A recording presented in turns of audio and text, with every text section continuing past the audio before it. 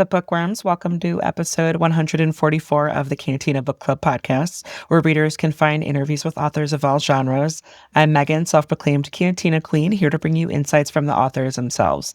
Each week features a Cantina conversation with an author. Sometimes they're returning guests, sometimes it's someone new. So please be sure to hit that subscribe button so that you never miss out on an episode, and feel free to browse through existing episodes to catch a previous interview about a book that you finished. Today's episode features a chat with Henry Corrigan talking about his book, Party of a Lifetime, that is available now. Really fun conversation with Henry. We got off topic a little bit. He was very patient while I just had certain thoughts about certain things, and it was just really cool to talk to him about the crazy, wild ride that is his book. Some spoilers may or may not pop up in these conversations, but the episode is more enjoyable if you've read the book anyway. So if you don't know why I am feeling for a certain character or wondering about them, hit pause at this episode to your playlist and go pick up a copy of Party of a Lifetime. The interview will be here when you're ready. Just a heads up that I often use adult language to express my feelings towards these authors and their work, whether the characters need to get their shit together or I am saying what the fuck to the author for making me feel things. Just please be mindful around listening ears. Books coming out this week, we've got Shaken to the Core by Dara Levon and The Treason of Magic by Melissa Marr. I have upcoming interviews with both of those authors, and so I am really excited to get to read both of those books and then talk to the authors about it. And without further ado, get ready, grab your favorite drink. Here is Henry. So today we've got Henry Corrigan. We're talking about his book, Party of a Lifetime, that comes out on June 8th. Henry, thank you so much for joining me today. This book was very engaging. And so I'm going to preface this by saying, not in a bad way, I finished the book and I was like, what the fuck did I just read? Good. So I'm excited to get into it today. That makes me so happy. Yeah. Yes, yeah. That's the vibe that I was going for. I wanted people to walk away and it's like, I have no idea what just happened right now. Yes. Okay, very cool. I am looking forward to getting into it with you. Absolutely. So that being said, so to get started, can you share a summary of the book so that people can follow along? Sure. So Party of a Lifetime follows four queer friends. It centers on Becca Longford. She graduated high school. She's in a year into college. She's working on becoming a master mechanic. And she decides to reunite with her three best friends, one who is her former boyfriend and the other is her current crush. And they try to reunite and have the prom that could have been, because the prom that they had went to hell in a handcart. And so they reunite to have the prom that could have been, but unfortunately they end up getting dragged down to a literal highway to hell, to a town that is called Monotony. It's a town hellish place that's full of, where the demons are legion, the devils are legion, but the worst monsters might just be themselves. So it's a hellish town growing out of the literal borders of hell, and it's has a negative adverse effect on all of the characters the longer they stay there. So it's very much about how life tends to be, or how people make life unfair, and how it doesn't need to be this hard. So if you've ever sat back and looked at the world and said, things shouldn't be this hard, people shouldn't be making it this hard for other people and for us, this is the book for you, and this is everything that I wanted to put into it. Yeah, absolutely. And obviously we'll get into it because there's a lot to touch on. There's a lot going on. There's a lot of places to explore and unpack. And it's just kind of you got to preface it by saying you go there and they're descriptive. So I'm loving the opportunity to explore all this with your brain. Okay, to get started, this is not your debut, right? You have a couple books under your belt. So I want to kind of explore your background to how this book compares to other books that you've worked on, and maybe how did you approach it the same way? Did you any big lessons learned from this release versus other things in your past, stuff like that? Yeah. This book is hands down one of my favorites because the characters are my favorites. As I've told friends and other authors, these characters are hands down my favorite people to torture. And because they are so much fun, and some of them are loosely based on some friends of mine. Some people, one is based off of someone I used to know who's unfortunately no longer with us. Mm. So I really wanted to showcase the power of friendship, but also the shifting changes in the dynamics of it. What it is that binds people together over the course of your life. My mother would say that of all the friends that you make, there's only a handful of people that stick with you for the long haul. I wanted to highlight the kind of people that stick with you for as however many years you end up going through together. And so yeah, this is actually my third published release. And it's very different. I I didn't come out as bisexual until I was in my late 30s, until I was about 40 years old. So my first book was my first book, A Man in Pieces, dealt with a deeply closeted antagonist. I didn't really jump into queer horror until my second book, which was Somewhere Quiet, Full of Light. It made like the Bram Stoker Award reading list. It was named one of the best books of the year by Ginger Next Nice. Door. Congrats. Thank you. I was very ecstatic over that. And I didn't jump into real queer horror until I really got into the nitty gritty of that book. And going into this book, it was a lot more freeing. And I think it's because I had the experience of building from where I originally started with, where I had a very heteronormative main character in my first book, moving more towards openly gay characters in my second book, and now I'm trying to reach the gamut of everybody. Like my main character, Becca, she's bisexual. I have a Toby who is a drag queen. You have my Kyle, who is Becca's former boyfriend, who recently came out of the closet and is now crushing on Toby. Becca is crushing on one of her closest friends, Gabby, who's a soccer star, more of the butch type, really. So I really wanted to open up more at the gamut of sexuality and the queerness for it, and it's been very freeing. And Yeah, I bet. Absolutely. Yeah, and I've been very happy with the characters themselves, with the story that I was able to tell, and I had originally planned for this to be a trilogy, the way that it had worked out, and I think it's going to be a continuing series. I see at least I see 4 books in my head I now, know. so. I was gonna say, when I finished the ending, I was like, wait, what the fuck? Like, because I didn't know. I was not prepped that it was maybe gonna be an ongoing thing. So Yeah. but that's always how it happens, where it's like, oh, surprise, we're not done. Yeah. I So want to touch on a couple of things that you said. I love that your journey and how kind of it coincided with your writing journey too. Like the more comfortable you felt with yourself as a person personally, the more you push those boundaries, the more you let that come out into your writing.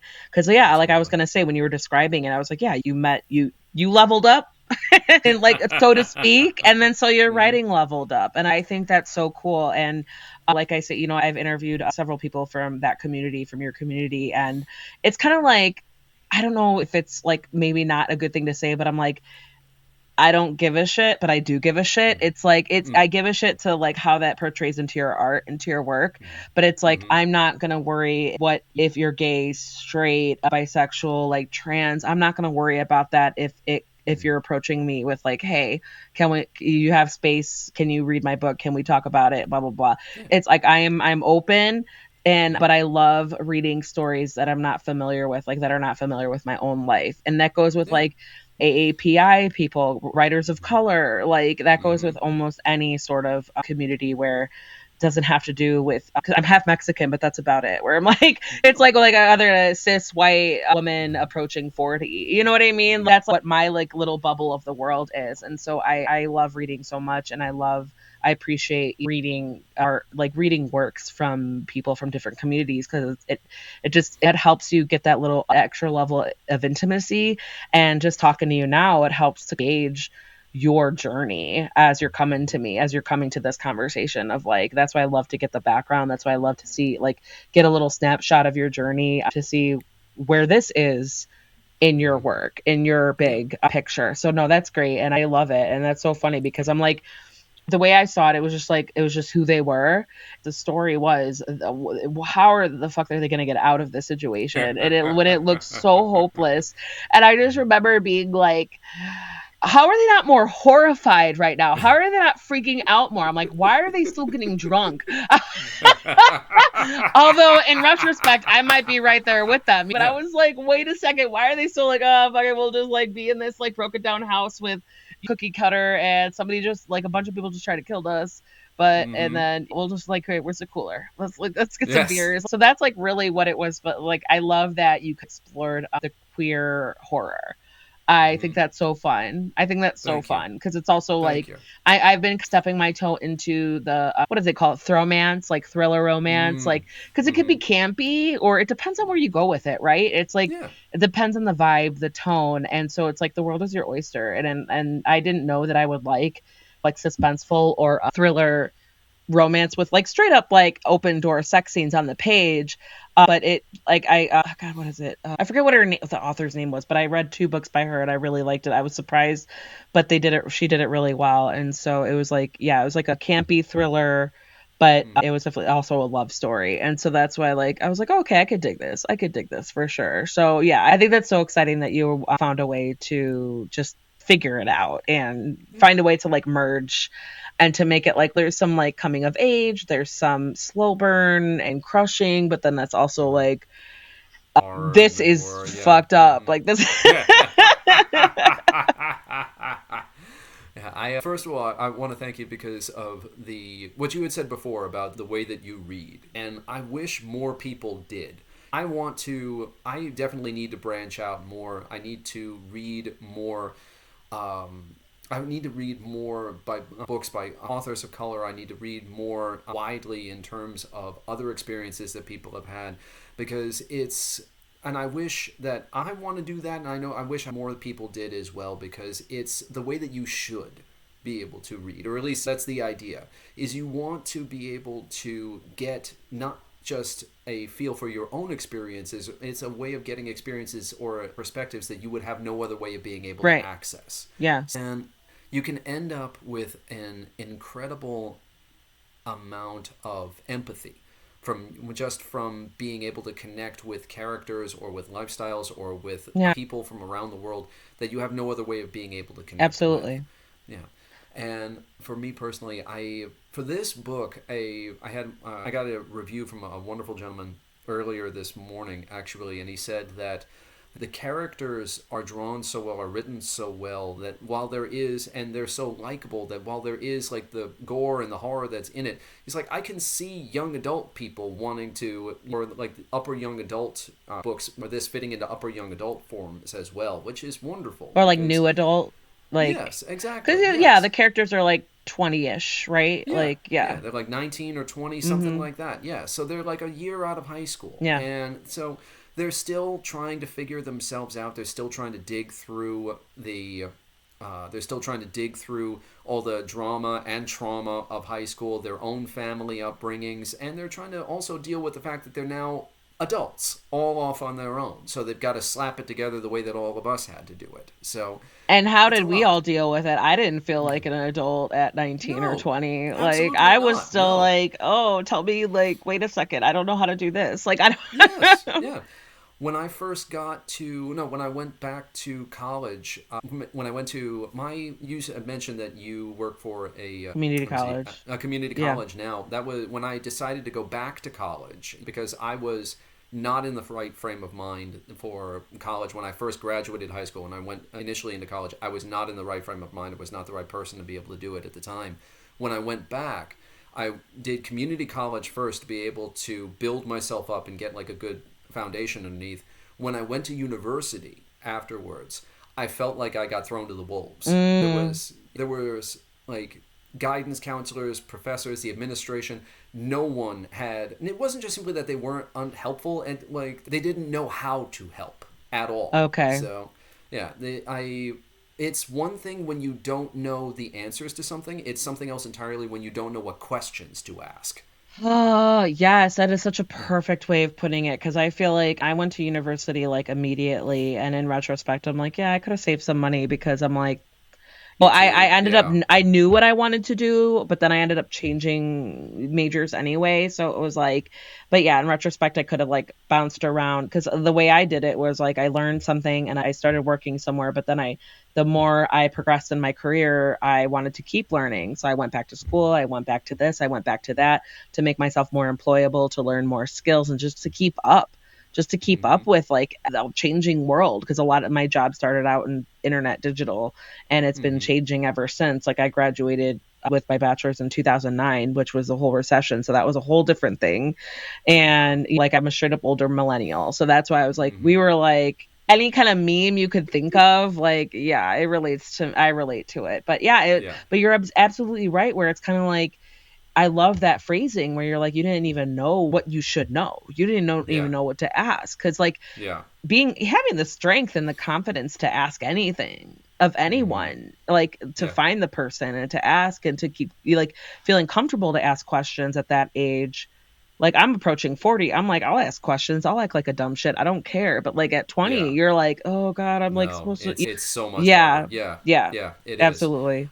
Yeah. I'll never forget. And the having the putting yourself out there, trying to do different things and getting awkward and stuff like that, it's difficult. And then it's also when you try and you get let down repeatedly. Like I remember going to university and I was working towards, for my bachelor's, I was working towards a degree in sociology. I went to the guidance counselors for sociology department because I was working in a hospital at the time. That Mm. was where I started my What were you federal doing? career.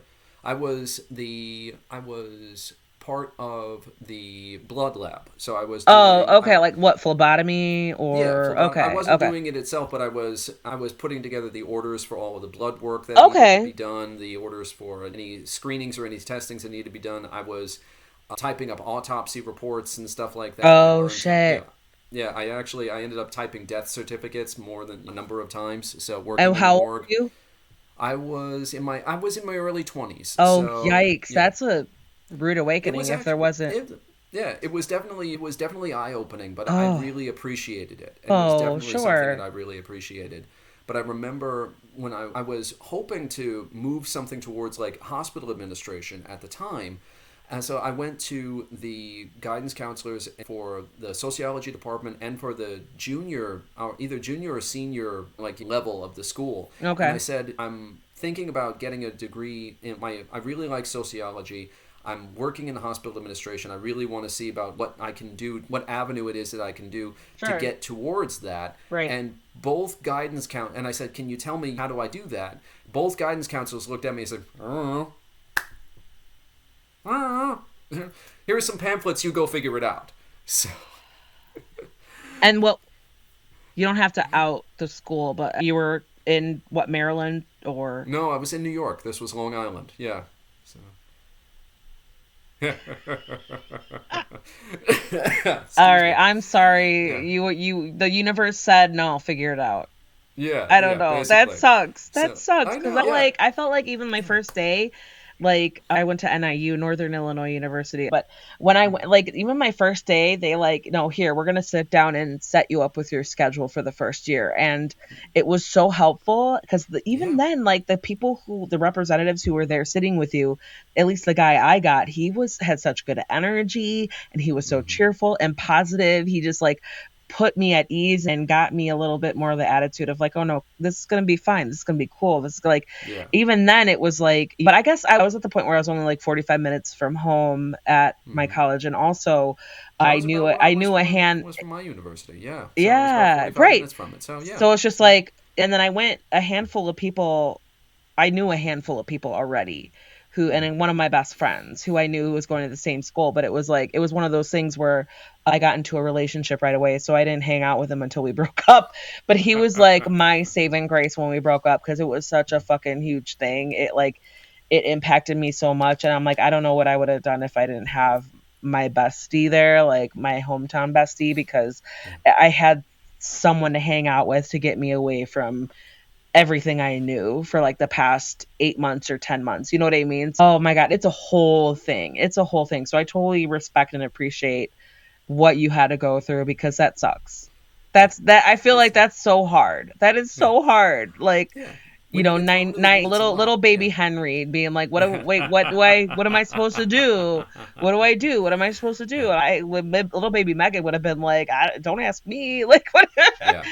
Yeah, you end up making a lot of mistakes and racking up a lot of student loans, Oh and but God. yeah, but and that's I wanted to hit on that is the fact that there's no reason why, like I said As your before, character in my Becca, spiel.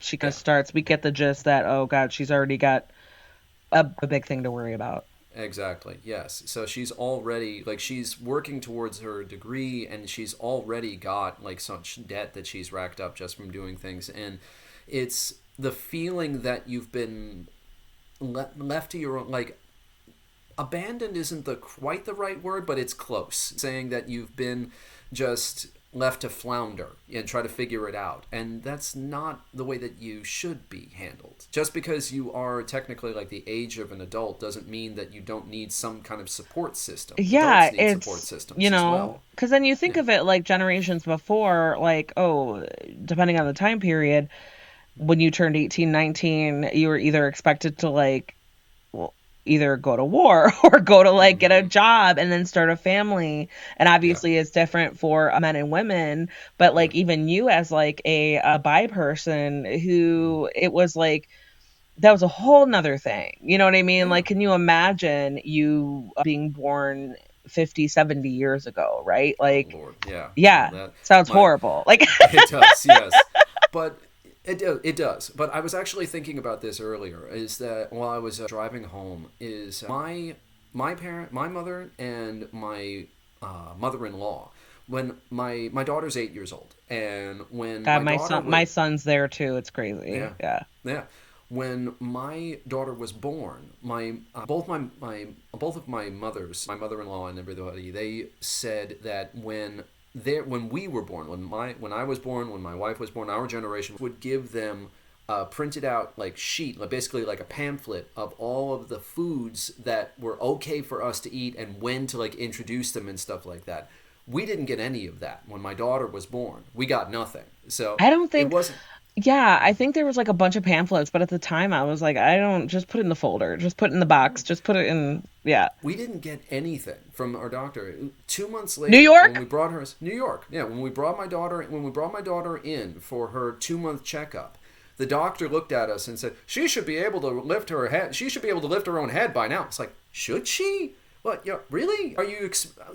You're expecting me to know something that I have no real way of knowing. That Yeah, you like I haven't didn't know I taught had to me. worry about this. I didn't know I had to Yeah. focus on this. Exactly. It's like you didn't teach me this. You didn't talk to me about this. There's no literature lying around about any of this. You just expected that I just knew, Yeah. which is worse than unhelpful. So, I no, yeah. absolutely. I know. Like with the first one with my son, it was, I don't know. I live my life like unbothered and I go with the flow. And Mm-hmm. my son, he was a week late and I had to be induced and like we had to kick him out. That's what we joke about. Like he Mm-hmm. was too comfortable in there for him. He wanted to stay. Mm-hmm. We had to kick him out.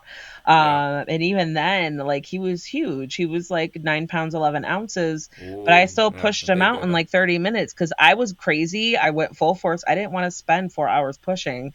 So Uh, I didn't even think about like all the implications of the like because eventually like because he had to spend a few days in the NICU because his respiratory rate was high because what happened was I guess like when they're in the canal it gives them a chance to squeeze out the liquid and then mm-hmm. where their lungs get used to breathing air Breathe. versus breathing liquid. So Mm-hmm. but like because I pushed him out so fast his lungs didn't do that or at least that's the theory. But the respiratory rate was high and the nurse was like we're just doing this to be like a safeguard and then the doctor in there he was like he's eating like a pig. He'll be fine. We just need him to get to a certain point and then you Yeah. guys can go. And so it was like, oh, okay. And then my second one was born, same thing. I pushed him out in two contractions, like 10 minutes barely. Wow. And then he, same respiratory rate was high. And I was thinking, like, God, is it genetic? Is it me? But I was like, oh my Yeah. God. Like, I was blaming myself. I was like, it was something I did. But then it, like, once we asked more questions, and it, that, but that I'm saying that's an example of like, there's so many factors, there's so many variables, and like I didn't realize like our bodies are crazy. The Yeah. fact that we can like even you as a man can like contribute DNA, contribute something to like make a life, and Yeah. then the woman's job is to like create that life, and anything, if there's like one little thing wrong, it could be so different. Or not wrong, Yes. it's just like one little thing different, it could be so different. Exactly. So Yeah. it's so crazy. And that's why I was like, I guess I kind of felt for, because getting back to your book, I love Becca's Oh, dad. We could talk thank about the you. parenting because that was like a whole other thing without Right. giving away spoilers. Her mom, we get right off the bat, her mom is problematic. And her dad is kind of like, he's just, his motto is like, Jesus Christ, for the love of, for the love of. But I felt for him because he was just like loving his daughter and he was just trying to be of sound mind. Mm-hmm. And then he was, I was like, oh, like I want to like you go, dad. So kind of like another segue because I we could go off on any tangent, but I do want to help you focus on your book. So Yes. like how did you navigate those parental relationships and navigate around all that, and maybe like I don't know if this is a good question for now, but like kind of take care of yourself while you're navigating all the fucked up shit. You know what I mean? But I guess like focusing on like the parent That's fine. relationships and stuff like that. That's totally fine. No, the I knew with Becca because parental relationships can get so dysfunctional, and I've had issues both sides of my family and everything like that over many years. And Did you come out I to them too? Like, yes, I okay. did. And then, So I if you don't mind, like, how did that go? it did not go well. Oh, no. No, Okay, we don't have to talk about it if you don't want to. We can focus no, on your it book. yeah, it did not go well. Oh, But the people that gave me the biggest grief are still here. So they're still like trying to root for me. So it did, okay. yeah. Okay. So yeah, they're still trying to root for me. Yeah, it's a whole thing. Okay. But yeah, with Becca and her dad and her mom, I knew that if I didn't want to leave her completely on shaky ground. So I wanted to give her something that she could cling to, something that she could return to and not float off into the darkness trying to flail and figure everything out. She's got enough that she's already dealing with. So I knew that with her dad, I wanted to give her some sense of solid ground beneath her, and that is him. He's like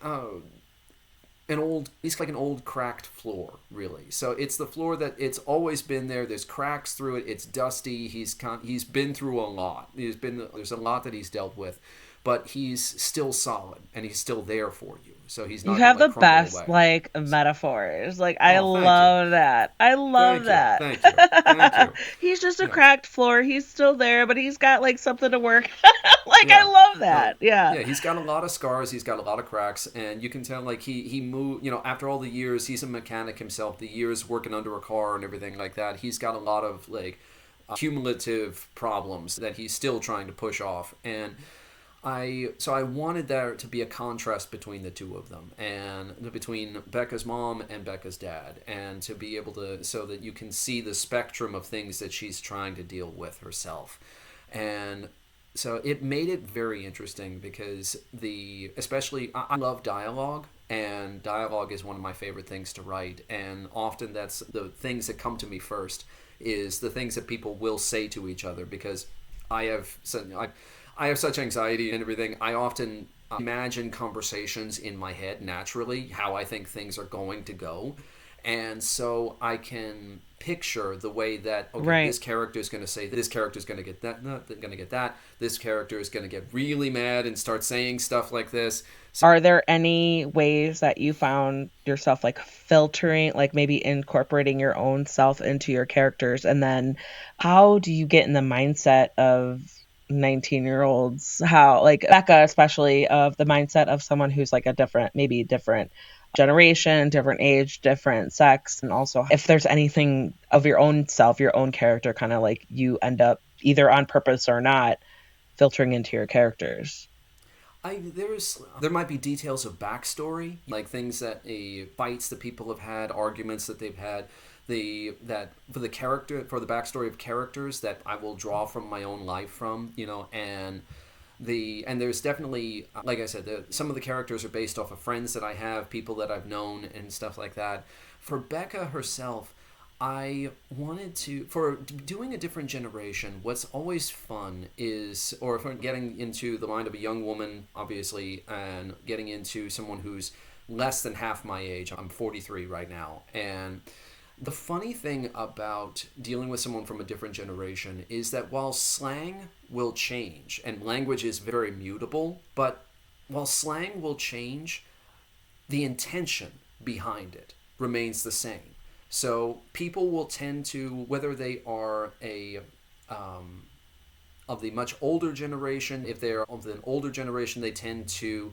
I've seen people of the older generation who can go from 0 to 60 in a heartbeat, and I've seen kids from younger generation who grew up in like an emotional desert who are able to navigate certain things a lot better. So it's the intention or what it is that people have lived through, The right? Regardless, motivation, kind of, exactly, the yeah. motivation of what they're doing, that tends to stay the same across years, Oh, across that's so smart. generations.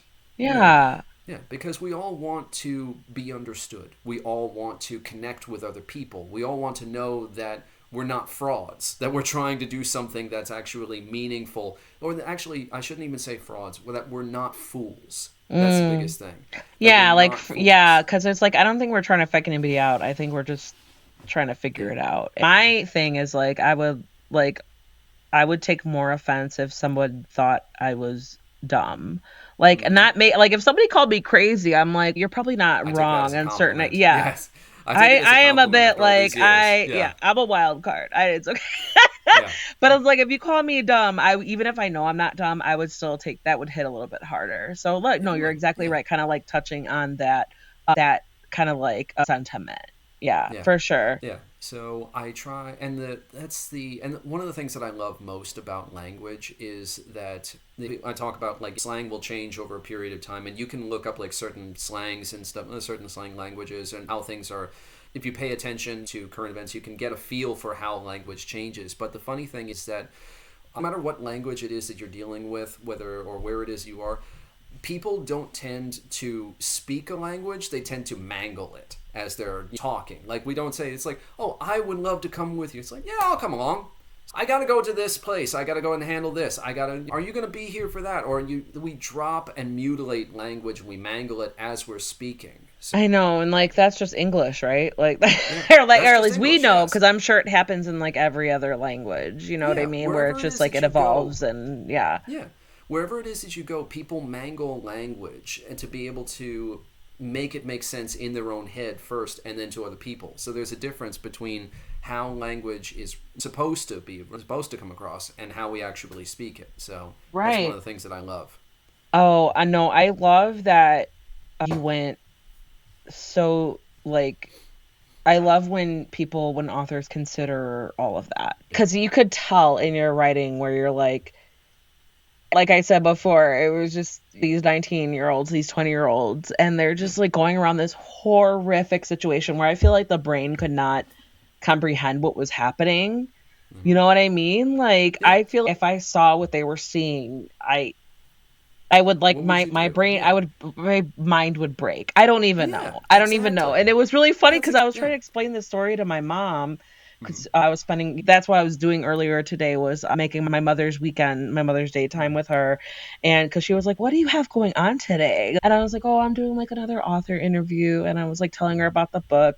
And Mm-hmm. then what I was telling her, and it was just like, it was really funny to be like, "Oh, and it ended up on a cliffhanger." I was Yeah. like, but I didn't know. And it was really funny to try to like explain because she likes reading too. So it was really funny trying to explain to her. It was like this and this. And then it just kept getting drunk. And Mm-hmm. Yeah. Well, that's the but I thing. Is said like because basically I was like, because I didn't go in too much detail, but I was like, basically this book went into detail about everything they went through. Like it was at the point where they were talking about it was described as bodies being held by tape together by tape, yeah. and she Mm-hmm. was like, "Oh, like she."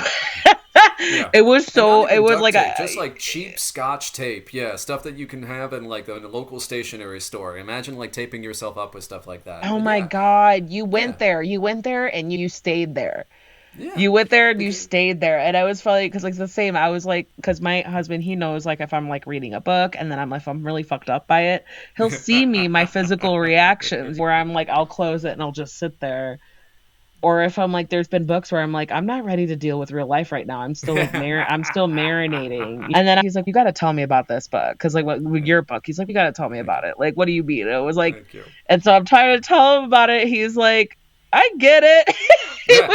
he was like, I get it. That's kind of funny. That's kind of cool. And I There's sound so unhinged by just explaining this book to him. You know what I mean? I, Like it was, I but I, know, I and like that's he's a yeah. good sport. He's a good sport about it. But it's really funny how he's like, oh, like he gets into it even though he has no idea what's going on. Like he Yeah. doesn't, you No, know. no, that's also the fun that I had with this book as well, is because I could the tell you had a lot of fun. I did, and it's because you talk about like they suddenly get drunk. There's so much that's going on. There's so much that they're dealing with, and that's also the point of this is that the They're when things still start happening, yeah, 19 when year things olds. start, yeah, exactly. When and it's also you have to remember they're also whether one with language you want to make each person when they're talking you want to make each person distinct the way that they're also the way that they react to things the way that they talk the way that they mangle language because the it's distinct for each person and then also everything that they're going through is in a handful of hours. This happens in less than a day that they're dealing. Right. Every horrific thing that they go through is less than a day.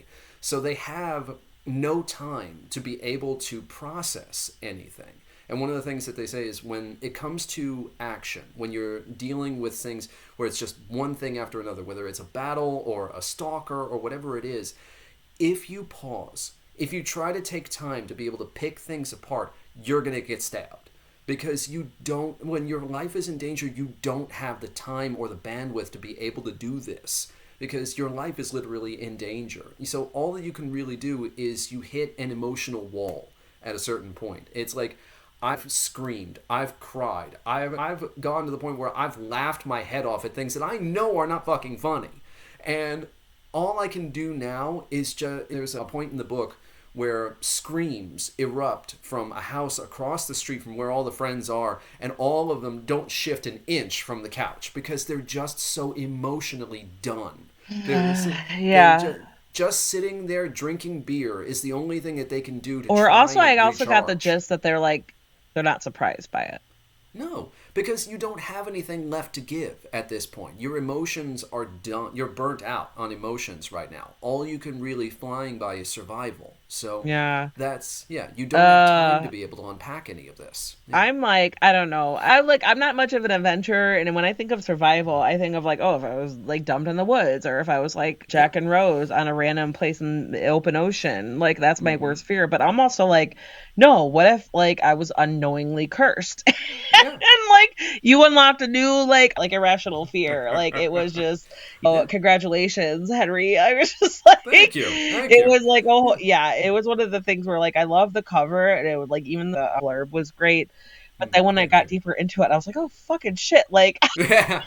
I was not prepared Yeah. for this, but I just wanted to know what was going to happen.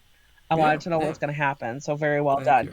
Um, Thank you. okay, so piggybacking on like sensitive themes, things to navigate. I'm gonna throw this at you. In general, of your writing process for Party of a Lifetime, what were the most challenging parts to write? What were the most enjoyable parts to write?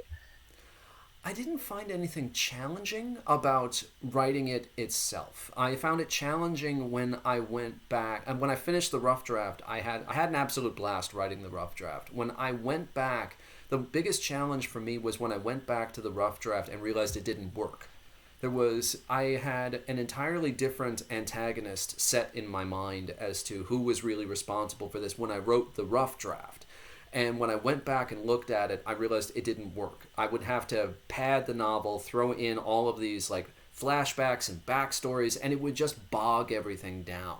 So the biggest challenge was just in revision, was going back and realizing, okay, how can I pare this down? What can I use that's already on the page, Mm, and where I don't have to like start creating things out of whole cloth? right. And that was the biggest challenge for me. Once I figured that out, it was beautiful. Everything started clicking and everything started really working even better than I had originally planned when I was doing the rough draft. the thing that I absolutely enjoyed the most was, like I said, I love dialogue because I run so many scenarios of conversations through my head that it's writing the dialogue for everyone. The banter and the sass between everyone was my favorite thing because that reminds me of my friends when we were growing up. The way that we would tease each other mercilessly, but we were also there for each other when, or at least we would try to be when things went pear shaped. So I love the friendships. I love all of the four of them. Yeah, and then, but yes, I love Toby. I love the attitude, the sass that you had with him, where he was just yeah, like an agent of chaos and he didn't give a fuck. I love a yeah, wild card.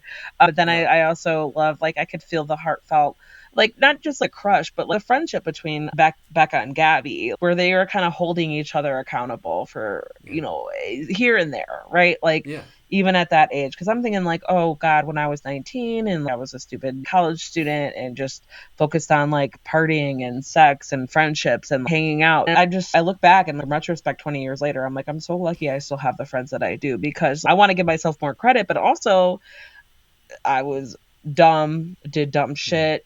I was an asshole. I was like, same, even though same, we were probably yes, still awesome people, but yeah, we made like certain mistakes where it's like easily a lesser person would have broken it off with us, right? But yeah, then I went through a fucking horrible, like my first serious relationship, my mm-hmm. first horrible breakup when I was like 19, 20. And it was like, we kept getting back together. And then eventually it was like he got pregnant by someone else. So I was like, okay, I can't be with, there's really a thing like where I can't be with you anymore because Yeah, yeah, I it get was it. literally No, like, oh, it's we got back together, and the person you fooled around with when we were broken up is pregnant. And like that's pretty much what happened. And all my oh friends were god, like, yeah, okay, yeah, is this what it's gonna take for you to finally like kick into the curb? And I was like, yeah, it's like we're still learning, our frontal lobes are still developing, yeah, and we're not seeing the big picture clearly, all of that. So yeah, to like relate to that and to kind of be like, oh, if I found myself in hell in a cookie cutter neighborhood and mm-hmm. being like really confused. I don't know, maybe I guess because I'm reading it as like a 39-year-old woman where I'm like, something's wrong. Yeah, Something's wrong. Stop yeah. going to every house and thinking like you're gonna find something. Stop like what Yeah, the and yeah, it's like I but was what do you do obvious exactly? to Like, us. yeah, Yeah. exactly. You've been cursed. Welcome to hell. You don't deserve to be here, and you've got basically no ride. You don't know where you are. So you're doing basically the same thing that anyone would do. Like if your car broke down on the side of the highway, it's like you walk and you try and find some sort of help. Like you can't call for help. There's no cops that you can find. So it's yeah. But I I've felt had like what yeah, was like how they ended up there. It was like their car was inexplicably dragged to. It took a life of its own. yeah.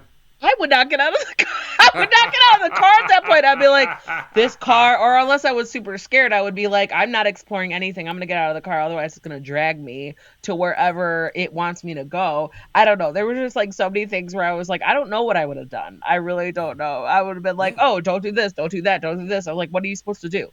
yeah, What are you yeah. supposed to do? And I'm thinking like, oh Exactly. man, if I was like within a handful, like three of my other best friends at the time, I don't, I guess yeah, it probably would be very similar. It probably Yeah, would yeah, be very similar. Where yeah. someone's like, "Oh, let's do this," and someone's like, "Let's do that," and then like, "Oh, let's split up," and someone's like, "No, we absolutely do not Yes. do that." No. Like, No. Do not do that. No. Yeah. Yeah. Well, there's a scene in the book where the friends they're all standing in the middle of the street, and Kyle I think is the one who lifts his finger and is just like it's like I have an idea. Toby literally looks at him and just says, "If your idea is for us to split up, I will bitch slap you I will bitch slap you. I will slap the bitch right out of your soul." Okay, it's no, we are not splitting up. And it was still from Becca's perspective, it was still dread inducing and anxiety inducing just to have them split the team into two and have them be on opposite sides of the street. It's even if like that might have been a smart, efficient thing to do, it was just yeah, like, no, you but don't it's do that. still it's Like, like look, I know we can see each other. I know we're not all that terribly far apart, but with everything that we've dealt with, all the crazy shit that we've lived with so far, there's a part where Becca and Gabby run out into the night to check on whatever screams it is that are coming from across the street. Becca is just running across the street. Becca's imagining that there's like deranged milkmen are going to be coming out of them, are going to be coming out, or like someone's going to try to bake them all into a pie or something. or It's she's just like, oh, what's the worst that could happen? She's adapting it yeah, to the situation. Like, Yes, yes.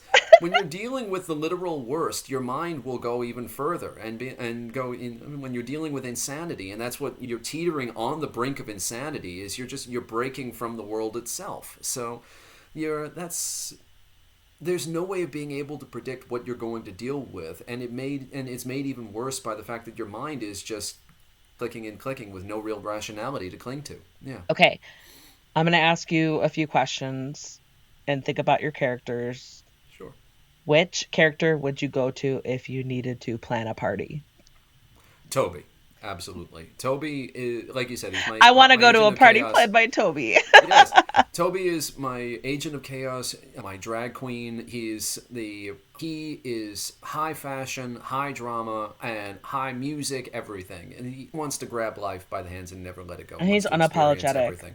Exactly. Yeah, he wants to experience everything and feel everything, and I would absolutely. And the way that monotony works is that it inverts that and turns it against him. So, and that's what ends up happening to him. And the longer that they stay in monotony, the more monotony changes and affects them. But yeah, I would absolutely love to go to a party thrown by Toby. It would be kick ass. 100%. Okay, what character would you go to if you needed to prep for a first date?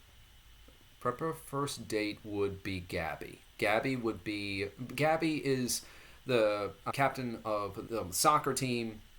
She's a JV soccer team, and she grew up in a house where there was not a lot of structure. Her parents are very loving, but they're one step away from being hippies, so they didn't leave her a lot of structure, and kids crave that. So Gabby had to create her own structure. So I think that if I had to plan anything, especially like where to go and what to do and stuff like that, I would ask Gabby. Yeah, Yeah. she would be the person to point me in the right direction. She'd be my captain. Yeah. Perfect. No, I could see that for sure.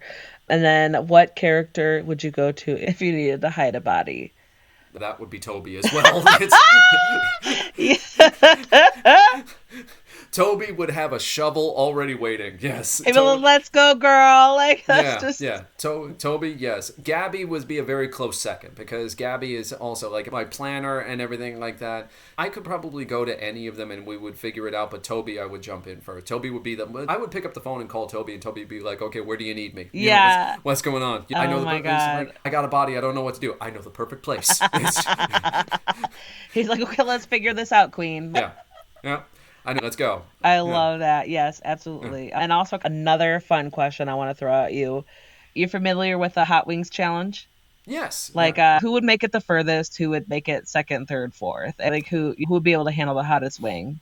The hottest wing. Kyle would bow out first, I think, because he's such a like. I don't know. I love him. No, I love him too. I really do. He's he's the guy that you call in an emergency. He's the guy that, like, if you got into an accident, something like that, he's the guy that will come take you to the hospital, stitch you up, get everything together. And so he's very solid. But when it comes to like spice and stuff like that, I can't see that really being his thing. Becca, I think, would surprise you. Becca would hang in for a good long while. So would Gabby. I think the two of them would bow out at about the same time. I think Toby would take the crown because Toby. I don't know if Toby would like the spice so much or just the challenge. But I think that Toby would go until just to prove that he could. Yeah, he'd be like, "Fuck you, bitches!" Like, yes. I'm gonna show you how it's done, even if I'm in hell. Like, if I'm having a really hard time. Like, yes. Yeah. Yes. Oh, that's so perfect. So Toby is he's the go-to. Like, body, Toby. Party, Toby. Toby, yeah. Hot wings, Toby. Yes. So, let's see. Oh, God, I want to ask you this. What name would you never use for a character? Name that I would never use? Boy or girl. That's interesting. Or both. A name that I would never use. Interesting. I don't know. Because any name... Okay. Even that I would do that. Because here's the thing. I've run into people like John Johnson and Mervyn Schnurman and stuff like that in real life. I've met these people. Oh my God. And so that's the thing. I can't think of a name or anything specific that I wouldn't use, because as bad as it is or as bad as it was, you can find not a justification for it, but you can find like a backstory for it. It's like, what the hell were your parents thinking when they named you John Johnson? What the hell were you thinking when didn't you like pause for 2 seconds to say this kid's name out before you decided to like saddle them with it for however long? And yeah, there's so many names and so many little picadillos that you can have fun with that create Sure, a yeah. backstory for.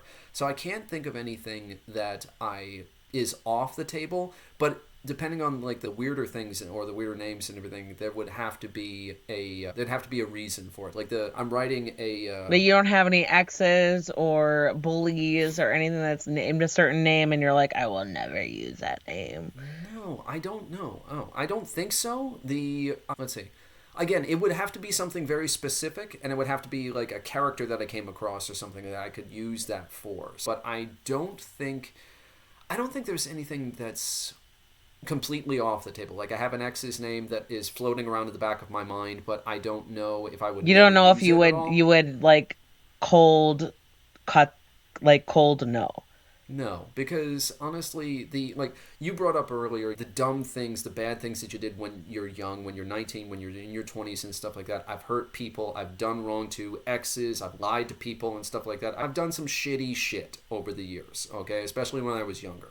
But the so yeah, I have exes names and stuff like that are in my head, but I also understand how we got to a certain point. Okay. So I don't hold. So it's not like okay, I'm never But gonna not revisit even that. like a So name where you're like a Melvin. I don't think I'll ever name a character Melvin or like you you can like come again. You can it come doesn't up even with have to some be anything very fun personal. It could just backstory be for like it. your style. You Yeah. like No, I have it can because I'm primarily horror is my bread and butter. It's the thing that I love. But poetry was my first love. I love science fiction. I love fantasy. I've read straight current fiction right now. Like oh, then why have yeah. not you read or listened to or watched Project Hail Mary? That's up your Yeah. alley. No, Straight that's up. true. I'm sure it Do is. it. But I have between my commuting schedule, my work schedule, and just having time for family, I have such little time to be able to So how do you devote to read? films. Do you read I or listen? yeah. No, when I let's see, I do podcasts when I'm driving, getting back and forth to the office, and I started a lending library at my office. So I have like books Oh, that that's I've picked. awesome. Yeah, so I have books that I've picked up from either other lending libraries, from independent authors that I've met at signings, from I picked up at like independent bookstores or whatever. Yeah. So I set up a lending library at my office, and I've been just reading So my on way your through it a commute, little bit. listen Yeah. audiobook. I will Mhm. say that I will vouch for both Dungeon Crawler Carl and Project Hail Mary. They are both very Very well cool. done as an audiobook. So Very cool. that's what Very, I'd very say. cool. And when and if you get to it, I expect you to let me know. So Sounds good. Okay. okay, let's see. What do you hope readers get out of Party of a Lifetime? That there is hope together. And that's the thing is I wanted to showcase people say that oh, life is not fair, or if you're not careful the world will come and get you. The world doesn't care. Life doesn't give a fuck about you. The world doesn't have like a mind behind it. Tale as It's old as time. yeah, it's Yep. people.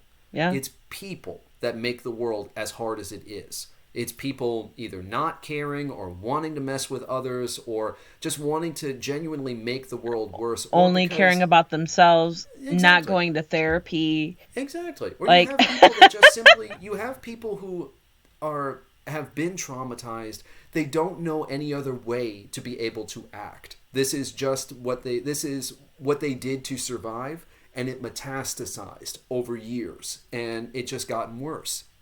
So the I wrote the biggest thing about the book is that life or your life, everyone's lives should not be this hard. It shouldn't be this hard to be able to get things done. And it's not because life has a vendetta against you. It's not because the world is unfair. It's because people make it. And if people make it, then we can unmake it. And if we can make it unfair, we can make it fair. We that's a just have to really keep good way to trying. look at it. Like it's Yeah. just people that made it this way. Yeah. So It's people people. can unmake it this way. Yeah. Gosh, Exactly. I'm learning like you have a way to like put things into perspective with just wording. Like Thank you. it's clicking. A lot of Thank things you. you're saying are just clicking for me. I love it. Thank you. Thank you. Absolutely. Thank you so much for giving me that little my little back pocket. Pleasure. Are you working on anything, any new projects, anything that you could talk about? Yeah. The Like I said, the Party of a Lifetime is a series. Is I was going to gonna be a say, series. like, Yes. what can we expect out of number two? Because that's Yeah. not fair. Yeah, number two is written, and I haven't. I have to work on revising it. I'm actually Give in it the to midst me. of. Yeah, Just give it to me. book. Okay, book number two is Party of a Lifetime 2, the sequela. So sequela is a term I actually discovered by accident while I was googling just like fun terms for like the book itself, and it's actually sequela is a term for the recovery from a major illness, or it's the aftermath of a major illness. Mm. So it's that's what the second book is about. You're getting a look at Becca and Toby and Gabby after and I like. everything afterwards. I don't want the answer to this, but I do. Like, is there any hope for Kyle? There's I don't want to give anything away that Okay, you fine. will. Don't tell Yeah, me. so yes, I don't want to give I'm anything just away, gonna live but on one. Like, just I want to keep you guessing and a little bit horrified as much as I possibly can with this well, because mission more than anything, accomplished. yeah, more than anything, this is about how lives and friendships change, how they can get broken, how they can maybe be mended, how things change over time, and how we change over time and also by the decisions that we make.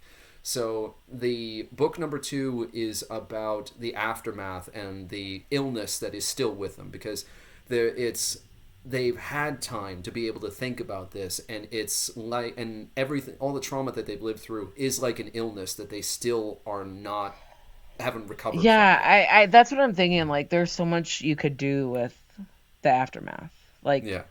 Yeah, just and it's about them going out for revenge, trying to, if they can, and like, save oh, Kyle, get does revenge, get Toby want to go everything. for Yeah, revenge? Does yeah, Gabby want to go for revenge? Becca, we know she wants to go for revenge, but then like, yeah, how is that going to happen between the three of them? And it's yeah, just like Kyle, like, yeah, yeah. I'm still like, I'm just gonna hang up on Kyle. I'm just gonna be hung Yeah. up on Kyle. Oh, I That's get what it. I'm I like. get it. Yeah.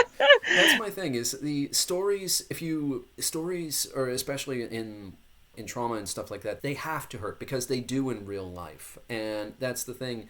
Like, I remember reading Joe Hill's comic book series, the Lock and Key series, the graphic novels and everything. And Yeah, and that was made into, I think, Netflix, yeah, and yeah, yeah, yep, yep. I absolutely loved it, but I had a bone to pick with the end of the series because all of the characters, the main family characters who start the series, with all the kids and everybody like that, I don't mean to give too many spoilers away or anything like that, but they make it all the way to the end. Like the mother lives, all the other kids and everything like that. There's some harrowing times in the middle, but they make it to the very end. And that was my biggest bone to pick, is because it felt like the book didn't hurt enough with everything that they had been through. So everybody loves a happy ending. I'm of a mind that I love a happy ending. And I have some in some of my stories and stuff like that. But I'm of a mind that, you know, that old phrase of the person who beat 1,000 to 1 odds, the hero's journey, the person who climbed the mountain, beat the army, all these different things. 1,000 to 1 odds means there's 999 people who didn't make it, who tried and failed, and you don't know their names. And that's the pain. That's the bleakness. You have to turn and acknowledge this, because hero's journey is wonderful. There's a reason it's lasted this long, but you have to turn and acknowledge the people who didn't make it, who might have left like breadcrumbs or trails or whatever for that one hero to be able to follow Right. or build on or whatever it is. Yeah. Stories, some stories, not all, but some stories, they should hurt by the end. I agree with you, even though I Yeah. don't like it. Like, no, there have been books where I'm like talking to the authors, and when they explain things, and I'm like, fine. I'm like, fine. Like, Yeah. so that's kind of how I'm feeling with you. I'm like, I get it, but Yeah. fine. Like, I don't like it. Yeah. No, yeah, I'm gonna keep picking my bones until you put number two out. Sounds good. Okay, so Henry Corrigan, where can we find you online and on social media? Online. I'm on social media. I'm on Instagram way too much. Um, Facebook as well. I'm on most of the social media channels that you can name, so you can find me pretty easily. I do not have a website. I have a blog that I touch Let me every once in a blue know. moon. I can build you a website, bro. Oh, thank you. I appreciate that. Side note. Okay. Yeah. You can find me on social media. You can find my publisher, Byzantium Sky Press. You can purchase the book directly through my publisher. You can get personalized signed copies through my publisher. You can get ebooks through them. Let me see. It's available on Kobo. It is on Amazon. It's on Barnes and Noble. The proof copy should be coming soon. But it comes out on June 8th, correct? June 8th. Yeah, It comes out on Pre-order. June 8th. Yes. My pre-orders are available right now, and my book launch for this is on June 11th. It'll be at Huxley and Hero booksellers in Wilmington, Delaware, and I'm absolutely thrilled, and I'm looking forward I'm excited for you. Donuts. Are you ever gonna... I'm guessing maybe you don't have any plans to explore not the East Coast. Like if you find your way out near Chicago, let me know, because I will be there. Bells on. Thank you. Yeah. Thank you. Yeah, I would love to. Right now, I'm pushing and driving and going through Delaware, Maryland, Pennsylvania, New Jersey, all these things. I was hoping to be able to get up to New York for something, because again, I'm from New York. Really, you want to go back to New York after all that bullshit? I know. You're like, I need to do it. I know, but there's so many things that I've been trying to do and try to expand, and get as much farther as I can. And I've been pushing for independent bookshops, independent publishers. Good for you. That's awesome. Yeah, independent bookshops, independent publishers right now, as much as I possibly can, because the Amazon, draft to digital, and all of these things are just cutting so much and hurting independent authors so much, that if I can push or get connected with the indies as much as I can, like I found bookshop.org, which is a wonderful website. It's basically like if you are tired of Amazon, if you really want to help the independent bookshops and independent authors as much as you can, go to bookshop.org. You can order ebooks, you can order print books, and you can designate what independent shop you want them to go through. Yeah, I love bookshop.org. Exactly, yeah. They are in tune with the libraries or bookstores. Yes, absolutely. So anything that I can do to push for independence, connected with independence, I want to do that, because the indies are where I got my start. They've pushed me this far, and I want to keep pushing as many people as I can, because they deserve it. Keep pushing them. Yeah. Just be like, you're doing really well, and I love that mentality. I love that mentality of like just keeping the original in mind. Like, that's so important. I love that. Yeah. I'm editing right now a queer slasher novella that is going to be part of a series, and I'm having a lot of fun. I'm nearing the end of getting it done. It's been the bane of my existence for some time, but once I'm done with that, I'll move on to editing for Party of a Lifetime 2, and I've got other things that other books and stories that I'm pushing for. I have a queer children's book that I've been pushing for. As long as it's not of the same caliber. Otherwise, I would be like, Henry, where do you get off? Like...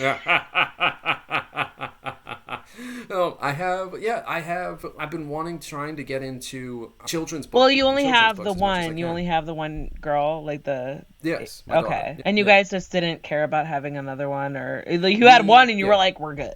Like, no, we did try, and there was a whole thing. Okay, I'm sorry. Well. I didn't mean to. No, it's okay. We did try. We were hoping for 2. We're happy with 1, because honestly, I don't know if we would have been able to afford 2. Honestly, I know, boy, I know, brother. And there's a lot, and there's more. There's back history. There's medical things and all kinds of things that go into it. But no, that's what I was saying. Like, our bodies are crazy, and a child, I didn't realize how much of it really is a miracle.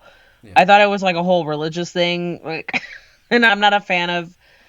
That's a whole nother conversation. Yeah. I'm not a fan of institutionalized religion, but if you want to go there, it really is a miracle how our bodies can make things happen, right? I would love to talk religion with you someday. So there we go. I was raised Catholic, like Mexican, Irish Mexican. I was raised Catholic, and I'm like, I don't like that it's so patriarchal. Like, I Yeah. do not, where it's like, oh, man answers to God, and then the woman and the children answer to the man who answers to God. Yeah. I'm like, no, just because you were born with a penis, Yeah. just because you Yeah. were born No. with a It's penis, a, you're in charge. Fuck that. I subscribe no. to that. So yeah, Yeah. that's another, like, maybe we need to do a virtual happy hour or something. That would be fun. Yeah. I would love that. Yes. Yeah, absolutely. Okay, so Henry Corrigan, Party of a Lifetime. I recommend this to people who are, I don't know, just not afraid to go there. Yeah. Not afraid to go Thank you. there. And then thank you so much for your answers, your vulnerability, your openness. And Thank you. like I said, if and when you're ready to go there to Yeah. talk about your next work, let me know. Yeah. Let's I chat will. again. Thank you so much. I really appreciate everything. Thank you. And there you go. That was Henry Corrigan talking about his book, Party of a Lifetime. That book is available now. Check out the show notes to see links where you can find Henry online and on social media and where you can purchase the book. In the show notes, you'll also see where to find Cantina Book Club on your favorite social media sites, such as Bookstagram, BookTok, BookTube, Threads, Facebook, and more. And I would love and appreciate it while you're at it if you could hit that follow or subscribe button so that you never miss out on book reviews and author interviews. If you have any book loving friends who might want to get more out of their reading lists, please share Cantina Book Club with them so that they can find upcoming releases and interviews with authors. Another way to help this podcast is to head over to your favorite podcast player and give Cantina Book Club a rating and a review. It helps me reach more potential listeners and fellow book lovers like you.